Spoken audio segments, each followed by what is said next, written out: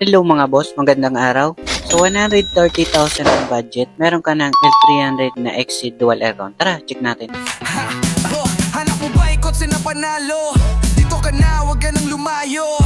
Buy, sell, trade, kompleto na kami. Sa quality rights, kami ang hari. Service, sagot namin yan. Repainting, gawa ng mga bihas sa amin. Buffing, detailing, Okay guys, yan para sa mga naghahanap dyan ng Mitsubishi na L300 2024 model na to mga boss. Yan. Swak to sa budget nyo mga boss kasi sariwa rin naman po ito. Makinis yung body, wala naman yung history ng bangga or baha. Full power naman po siya. Bali, sasakyan nyo na lang talaga. Ayan. So, nabinta na natin yung dalawang 2024 model na to. Ito, kakarating lang 2024 model ulit. Ayan. Kung mapapansin nyo mga boss, ganda pa ng itsura. Ending 5 rin po siya. Ayan. Maganda to mga boss.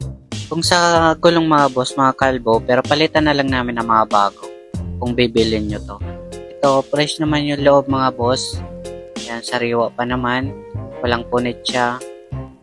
And check natin yung mileage. Ito pala mileage na ito, 40,000. So, sakto lang po yun. Okay rin to mga boss. Basta kung kukunin nyo to, papalitan natin ng mga bagong gulong. Okay? Ayan. So, check natin yung loob nito mga boss. Ganito yung itsura niya, naka-dual aircon, naka-plastic yung mga upuan. So, fresh naman to mga boss. So, babanggitin ko yung presyo nito. Ito nagkakalaga ng 600,000 sa mga cash buyer. Sa financing, 130,000 down payment all in and 18,000 monthly sa 4 years. Kung may mga katanungan kayo, comment na lang po kayo. Salamat!